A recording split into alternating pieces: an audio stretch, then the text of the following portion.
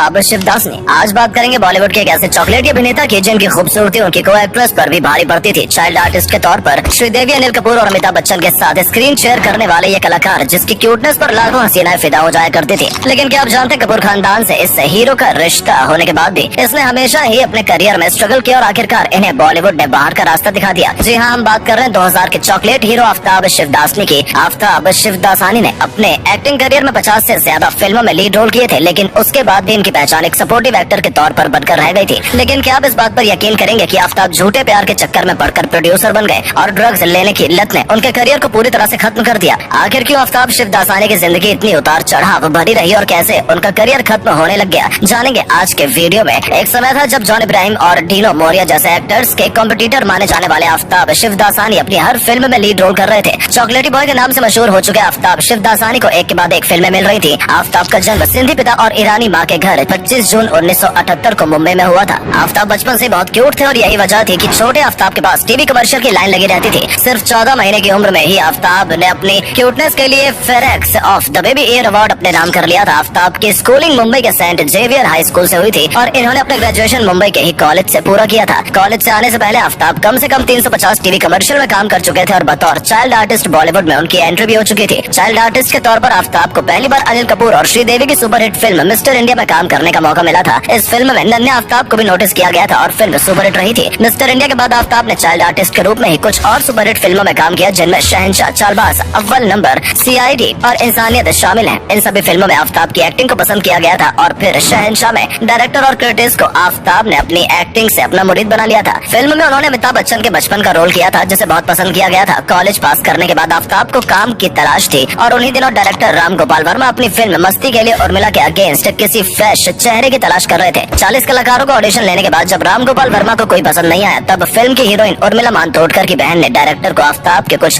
Commercial दिखाए और उनका नाम सजेस्ट किया। राम गोपाल वर्मा को भी आफ्ताब अच्छे लगे और उन्हें ऑडिशन के लिए बुला लिया गया। आफ्ताब ने अपने एक इंटरव्यू में बताया था कि राम गोपाल वर्मा ने उन्हें कॉल करके 1 घंटे के अंदर मिलने के लिए कहा था और आफ्ताब के पहुंचने पर राम गोपाल वर्मा ने उन्हें एक सीन समझाया और परफॉर्म करने के लिए कहा। आफ्ताब की परफॉर्मेंस देखने के अगले ही दिन राम गोपाल वर्मा ने आफ्ताब के घर पहुंचकर उन्हें कहा कि तुम मेरी अगली फिल्म मस्त के हीरो हो। 1999 में आई फिल्म मस्त बॉक्स ऑफिस पर कुछ खास कमाल नहीं कर पाई, लेकिन इसके गाने हिट रहे और आफ्ताब की एक्टिंग को बहुत पसंद किया गया। फिल्म में अपने अच्छे अभिनय के लिए बेस्ट डेब्यू जी सिने और फिल्म फेयर अवार्ड आफ्ताब ने अपने नाम किया। इसके बाद 2001 में विक्रम भट्ट की फिल्म कसूर में आफ्ताब को काम करने का मौका मिला। इस फिल्म के गाने भी सुपरहिट रहे थे। इस फिल्म में आफ्ताब ने नेगेटिव रोल किया था जिन्हें दर्शकों से लेकर क्रिटिक्स तक सबने पसंद किया था और आफ्ताब ने best actor in negative role का जी सिने अवार्ड भी अपने नाम किया। आफ्ताब के अच्छे प्रदर्शन की वजह से उनके पास ढेर सारे फिल्मों के ऑफर आ रहे थे। हालांकि ये फिल्में मल्टी स्टारर थी, जैसे 2001 में आई प्यार इश्क और मोहब्बत, 2002 में आई क्या यही प्यार है, आवारा पागल दीवाना, जानी दुश्मन और प्यास, 2003 में आई डरना मना है, हंगामा, फुटपाथ और 2004 में आई मुस्कान और मस्ती। इन सभी में आफ्ताब के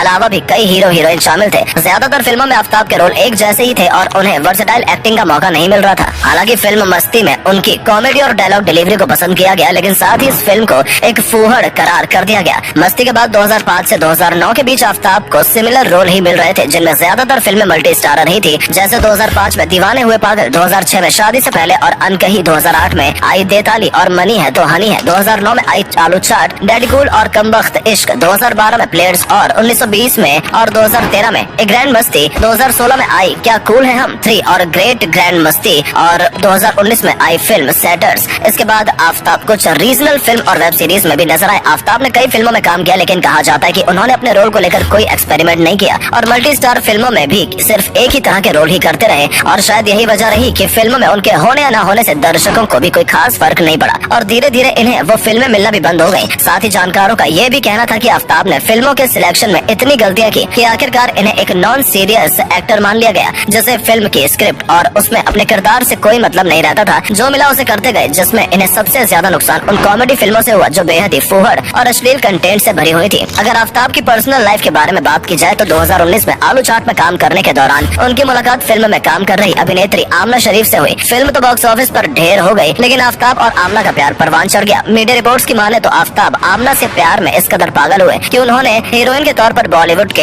एस्टेब्लिश करवाने के लिए उन्होंने एडी चोटी का जोर लगा दिया और जब फिर भी सफलता नहीं मिली तो आमना के लिए उन्होंने खुद ही फिल्म प्रोड्यूस कर डाली। ये एक कॉमेडी फिल्म थी जो 2009 में आई थी आओ विश करें। ये फिल्म फ्लॉप हो गई और आफ्ताब और आमना का रिश्ता भी इस फिल्म के साथ ही टूट गया। आफ्ताब को दूसरी बार प्यार तब हुआ जब वो एक बुक स्टोर के उद्घाटन में गए थे, जहां उनकी मुलाकात मॉडल निन दोसान से हुई थी। आफ्ताब को उनसे पहली नजर में प्यार हो गया और उन्होंने बिना देरी के मुलाकात के 3 हफ्तों के अंदर ही उनसे शादी के लिए प्रपोज कर दिया। नीन दोसांझा लंदन बेस्ड मॉडल थी और 2014 में दोनों ने शादी कर ली थी और ये शादी सिर्फ परिवार वालों की मौजूदगी में ही हो गई थी। हालांकि 2017 में एक बार फिर धूमधाम और रीति रिवाज से दोनों ने शादी की थी, जिसकी तस्वीर भी सोशल मीडिया पर साझा हुई थी। इन दोनों की जोड़ी बॉलीवुड के सबसे क्यूट कपल में शुमार की जाती है। शादी के 6 साल बाद 2020 में इन दोनों का एक बेटी हुई, जिसका नाम नव्या रखा गया। आपको बता दें कि आफ्ताब की पत्नी की बड़ी बहन ने एक्टर कबीर बेदी से शादी की है। अगर कपूर खानदान से उनके रिश्ते की बात की जाए तो कम लोगों को ही पता है कि एक्ट्रेस साधना के पिता और बबीता के पिता हरी शिवदासानी आपस में सगे भाई थे। वहीं साधना करीना और करिश्मा कपूर की मासी लगती हैं और आफ्ताब करीना और करिश्मा के भाई लगते हैं। आफ्ताब से जुड़ी कंट्रोवर्सी की बात की जाए तो 2005 में एक ऐसी खबर आई कि आफ्ताब को पुणे के एक क्लब में नशीली दवाओं के सेवन के मामले में पकड़ा गया था। क्लब मैनेजमेंट का कहना था कि आफ्ताब क्लब में बैठे नशीली दवाओं का सेवन कर रहे थे और जब क्लब के मैनेजर ने उन्हें वहां से जाने के लिए कहा तो आफ्ताब भड़क गए और मैनेजर को थप्पड़ जड़ दिया। मैनेजर ने जब उनके खिलाफ कंप्लेंट की तो आफ्ताब ने अपने पॉलिटिकल रिलेशंस का इस्तेमाल कर उस क्लब का लाइसेंस ही रद्द करवाने की कोशिश की। हालांकि आफ्ताब से पूछे जाने पर उन्होंने ऐसी किसी भी घटना से इनकार कर दिया था। आफ्ताब ने इंटरव्यू में कहा था कि जब पैसा आने लगा तो उन्होंने पैसों की वैल्यू नहीं की और यहीं से उनका करियर खराब होने लगा था। आफ्ताब ने अपने निजी जीवन में या फिर करियर में बहुत उतार चढ़ाव देखे, लेकिन कभी भी हार नहीं मानी और हमेशा काम करने का प्रयास किया। हालांकि उनका फिल्मी करियर कुछ खास नहीं रहा, लेकिन प्रोडक्शन हाउस और इवेंट्स के जरिए आज भी आफ्ताब अच्छी कमाई कर लेते हैं।